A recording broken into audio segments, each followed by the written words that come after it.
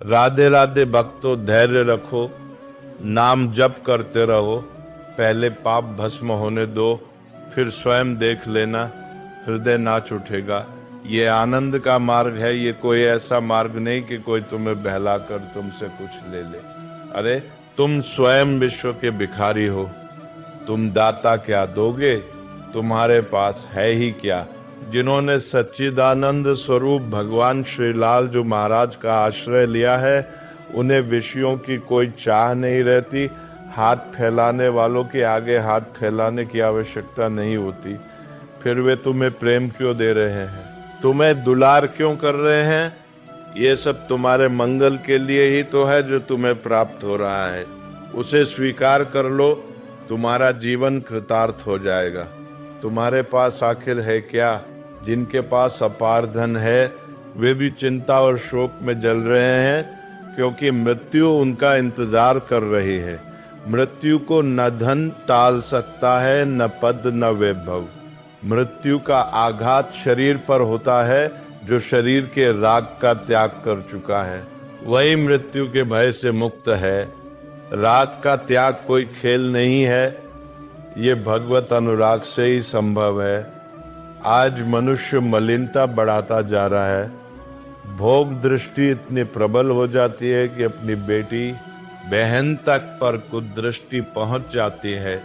कली काल में मनुष्य अनुजा तंजा गुरु बहन या सगी बहन किसी का भी भेद नहीं समझता। दृष्टि यदि मलिन है तो वह हर जगह मलिनता ही देखेगी। जब तक प्रेम रूपी जल से हृदय को धोया नहीं जाता, तब तक बड़ी बड़ी साधनाओं के बाद भी मलिनता का अंश बना रहता है। अनंत जन्मों से माया में आसक्त जीव जब भगवत कृपा से सत्संग पाता है और साधना में लगता है, तब माया अपना विकराल रूप दिखाती है। या तो इतनी अनुकूलता देती है कि वो भूल जाए, या ऐसी प्रतिकूलता लाती है कि उसे लगे नाम जप और साधन से कुछ नहीं होता। दुख तो वैसे ही घेर लेते हैं, धैर्य कई बार छूट जाता है और साधक भगवत मार्ग से विमुख आचरण करने लगता है। इसलिए उपासक को बहुत सरल रूप में ये समझना चाहिए कि यदि पुरानी फसल में बाजरा बोया है और बाजरे की रोटी मिल रही है, तो अगली फसल में यदि गेहूं बो दिया जाए तो कल ही रोटी नहीं बन जाती। उसके लिए 5-6 महीने लगते हैं। किसान परिश्रम करके खेत तैयार करता है, बीज बोता है, सिंचाई करता है। फिर भी यदि अतिवृष्टि, अनावृष्टि, ओलावृष्टि आदि से फसल बच जाए, तभी अनाज सुरक्षित घर पहुंचता है। उसके बाद पीस कर रोटी बनती है। तुम अनंत जन्मों से मनमानी करते आए हो। आज नाम जब शुरू किया है तो ये मत समझो कि तुरंत सब तूफान शांत हो जाएगा। नष्ट करने के लिए माया अपना स्वरूप दिखाएगी। अब तक तुम उसकी गुलामी सहते रहे, काम क्रोध लोभ मोह मद मत्सर। अब तुम्हें धैर्य पूर्वक नाम को पकड़े रखना है। जैसे आंधी आए तो हम पहाड़ का आश्रय लेते हैं, इधर उधर न हटे तो आंधी तूफान पहाड़ को नहीं उड़ा सकता। ऐसे ही श्री भगवान कहते, माया का तूफान आएगा पर तुम मेरे चरण ना छोड़ना। जिनका हृदय मलिन है वे सोचते हैं कि 4 दिन नाम जप करेंगे और सारे दुख मिट जाएंगे। हाँ, मिटेंगे, जड़ से मिटेंगे, पर धैर्य पूर्वक जीवन को आगे बढ़ाना होगा। भगवत विमुख होने में अमंगल है और भगवत सन्मुख होने में मंगल है। थोड़ा धैर्य धारण करो, फसल पक जाए फिर देखना आनंद उमड़ पड़ेगा। कुसंग मन और तन ये दोनों परमार्थ में टिकने नहीं देते। जहाँ गलत आचरण वाले मित्र मिलते हैं वे पूछते हैं, शराब छोड़ दी, मांस छोड़ दिया, नाम जप से क्या लाभ हुआ? और कहते हैं कुछ नहीं होगा। माया पहले ही आक्रमण कर चुकी होती है। नकारात्मक भाव तुरंत उठता है, फिर व्यक्ति उनके संग लौटकर मलिन आचरणों में उतर जाता है। संत द्रोह और भगवत द्रोह हृदय में स्थान बना लेते हैं। फिर कब अवसर आएगा भगवत मार्ग पर चलने का? इसलिए जिन्हें सत्संग मिला है, जिन्हें नाम जप का सौभाग्य मिला है, उन्हें अत्यंत धैर्यवान होना होगा। इसे ऐसे पकड़े रखो जैसे कोई गंभीर रोगी हो, और इस औषधि के सिवा कोई मार्ग न बचे। नाम ही भवरोग की अचूक औषधि है, तीनों तापों का नाश करने वाली और संसार सागर से पार कराने वाली सुदृढ़ नौका नाम ही है। भाव बने या बिगड़े कोई बात नहीं, नाम मत छोड़ना, नहीं तो माया का तूफान उड़ा ले जाएगा। धैर्य का अर्थ है लाभ मिले या न मिले, हानि हो या सम्मान अपमान मिले, किसी भी स्थिति में नाम न छोड़ना, तब माया पर विजय मिलेगी। विपक्ष अत्यंत प्रबल है, तुम भगवान के अंश हो ये तुम भूल गए हो, पर वो नहीं भूली, वो भगवान की शक्ति है। भगवान कहते हैं ये मेरी माया है, जैसे मम तुम पर लागू है वैसे ही मम माया विपक्ष पर भी सावधान करने के लिए भगवान ही संत गुरु और शास्त्र के रूप में उपदेश देते हैं। उनकी बात मानोगे तो माया कृपा करके अपना प्रभाव समेट लेगी। अवहेलना करोगे तो बड़े बड़े ज्ञानी भी परास्त हुए हैं। माया अत्यंत विचित्र और प्रचंड है, ज्ञानियों के चित्त को भी विमोह में डाल देती है। इसलिए जिनके कानों तक ये वाणी पहुंचे उनसे प्रार्थना है, दुख सुख लोभ भय के कारण नाम मत छोड़िए। ये भी हो सकता है कि नाम जब शुरू करते ही नौकरी लग जाए, काम बन जाए, अनुकूलता बढ़ जाए। ध्यान रहे ये नाम का फल नहीं है, ये पूर्व पुण्यों का फल है। नाम आपको सामर्थ्य देता है, दुख और सुख दोनों को सहकर परमानंद की ओर बढ़ने की। यही नाम का सत्य फल है। आपने नाम जपना शुरू किया और लगने लगा कि सब कुछ बिगड़ रहा है, यह नाम का फल नहीं है, यह आपके पापों का क्षय है। इसलिए विवेक पूर्वक चलिए। यदि विवेक धारण नहीं करेंगे तो मार्ग छूट जाएगा। विवेक सत्संग से जागृत होता है, जहां विवेक जाग गया वहीं वो आपको परमार्थ में स्थिर कर देगा। अन्यथा भगवान की माया अत्यंत बलवती है। लोगों के विचार सुनकर लगता है इस माया से निकलेंगे कैसे। सत्य ये है कि यदि आप निकलना न चाहें तो किसी की सामर्थ्य नहीं कि आपको निकाल सके। स्वयं श्री भगवान आपके हृदय में विराजमान है, फिर दुर्गति क्यों? क्योंकि आप निकलना नहीं चाहते। बात मान लीजिए, निकलना चाहे तो निकल सकते हैं, न चाहे तो कोई शक्ति इस माया प्रपंच से नहीं छुड़ा सकती। इसलिए आपसे प्रार्थना है, निकलने का प्रयत्न कीजिए। माया का प्रभाव प्रलोभन और भुलावे का है। एक क्षण में वो ज्ञान विज्ञान भुला देती है और अपने आकर्षण में खींच लेती है। इसी का नाम माया है। ऐसे प्रलोभन डालती है कि जानबूझकर भगवान भूल जाओ और भोगों में लग जाओ। सावधान रहिए, इसके भोगों में आज तक कोई तृप्त नहीं हुआ। जो मार्ग आपको मिला है वही तृप्ति का मार्ग है, उस पर चलिए, तृप्त हो जाओगे और कह उठोगे। अब कछु नाथ ना चाहिए मोरे, ये मार्ग भगवत कृपा से चुना गया है, इसलिए इसमें टिकना होगा और परीक्षा भी देनी होगी। जितना पढ़ाया जाता है उतनी ही परीक्षा होती है, उससे अधिक नहीं। जितना सत्संग सुना, जितनी भक्ति की भूमिका बनी, उतने ही प्रश्न आएंगे, वहीं सफल होना है।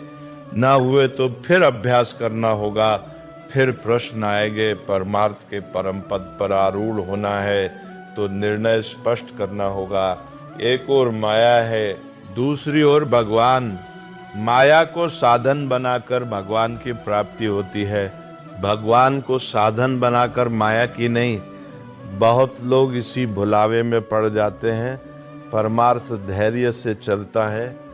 धैर्य और विवेक का अवलंबन लीजिए। विवेक आपके पास है, बस ढका हुआ है। सत्संगी है, भुलावे में मत आइए। माया अपने पार्षदों के द्वारा ठगने का प्रयास करेगी। सावधान रहिए, आपने प्रभु को छोड़ दिया, प्रभु की क्या हानि होगी। अपनी दशा पर विचार कीजिए, आप डूब जाएंगे। ये माया डूबो देगी। अनंत जन्मों तक भटकते भटकते आज भगवत प्राप्ति का अवसर मिला है। पर आप इसे समझ नहीं पा रहे। ये अवसर निकल गया तो फिर पछतावा ही शेष रहेगा, दोबारा ऐसा अवसर नहीं मिलेगा। पशु पक्षी योनि में विवेक ढका रहता है, वहां केवल आहार विहार, मैथुन और निद्रा, बस यही चलता है। परमार्थ का विवेक नहीं रहता। आज आप में ये विवेक जागृत है। विवेक पूर्वक परमार्थ को पकड़िए, माया की चालों में मत उलझिए, सुख दुख सहन कीजिए। श्रीपाद प्रबुद्धानंद जी महाराज कहते हैं, रहस्यानां तत्परम सुरहस्यम हरिरसोसो। सभी रहस्यों का परम रहस्य वृंदावन का प्रेम रहस्य है। कल किसी ने पूछा, जब श्री जी मिल जाते हैं तो कैसा आनंद होता है, इसे कैसे बताया जाए। लौकिक वस्तु के आनंद का वर्णन ही जिह्वा नहीं कर पाती, तो अलौकिक चिदानंद प्रेम रस का वर्णन कैसे हो। किसी मृदु पदार्थ का स्वाद पूछो, मीठा है। कितना मीठा? बहुत मीठा। उसके आगे शब्द कहाँ है? उत्तर यही है, पाकर देखिए, अन्यथा नहीं। जब मायाकृत वस्तुओं के आनंद का वर्णन कठिन है, तो जहाँ वाणी का प्रवेश ही नहीं, उस चिदानंद का वर्णन कैसे। अनेक साधनाओं में आनंद है, पर परम सुरहस्य हरि रस, वृंदावन का प्रेम रस अद्भुत है। जब अत्यंत आसक्ति, ममता और प्रिया प्रीतम से प्रीत हो जाती है, नाम जप, लीला गायन और रसिकों की कृपा से, तब हृदय में वो भाव खिल उठता है। श्यामा लाल वन विहार करते, झूलते नौका विहार करते, खेलते प्रतीत होते हैं, और उपासक का हृदय परमानंद की बार में बहने लगता है। यह रहस्य में आनंद है। जैसे माँ अपने बच्चे को खेलते देखती है, उसके हृदय का आनंद कोई दूसरी माँ अनुमान भी नहीं कर सकती। या माँ अपने पुत्र बहू को हंसते खेलते देखे, हृदय में अद्भुत प्रसन्नता उमड़ती है और वो आशीष देती है। ये छोटी सी मायाकृत ममता का आनंद है। फिर रसिक जन जब आनंद समुद्र प्रभु और आनंद समुद्र की सार सांद्र प्रेम मूर्ति किशोरी जी को खेलते देखते हैं, जिसे देखकर भगवान शंकर भी उन्माद को प्राप्त होते हैं, तो उस उपासक के आनंद का वर्णन कौन कर सकता है। हृदय में असीम रहस्यमय प्रेम प्रकाशित होता है। सभी आनंदों का परम सुरहस्य प्रेमानंद वृंदावन ही प्रदान करता है। कभी कभी संग के प्रभाव से क्षणिक आनंद आता है, जैसे सत्संग सुनते समय ये स्थायी स्रोत नहीं, संग का प्रभाव है। इसलिए लोग कहते हैं वृंदावन में मन भक्ति में रम जाता है, पर बाहर जाते ही वैसा नहीं रहता, क्योंकि यहाँ का प्रभाव है। यहाँ भक्ति नृत्य करती है। साधु संग में भगवत चर्चा से तत्काल पाप नष्ट होते हैं, दर्शन परास होता है। इस सभा में केवल आप ही नहीं, प्रभु भी विराजमान है। जहाँ अखंड नाम कीर्तन और भगवत कथा होती है, वहाँ भक्ति का रंग बढ़ता ही है। पर स्थायित्व तभी आता है जब उस रंग की रक्षा हो, माया का रंग प्रवेश न पाए। इसलिए निरंतर नाम जप आवश्यक है। दिन रात नाम का पहरा रहे तो माया प्रवेश नहीं कर पाएगी। जो धरोहर आपके भीतर थी, वही सत्संग से जागृत हुई है।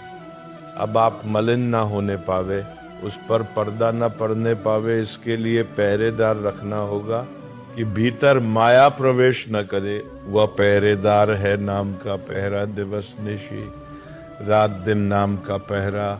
और जब आप ध्यान में हो, प्रभु का ध्यान कर रहे हो, तो मानो द्वार बंद है, माया प्रवेश नहीं कर सकती। राधा वल्लभ लाल को हृदय में ध्यान, मुख में नाम, तो माया प्रवेश कर ही नहीं सकते।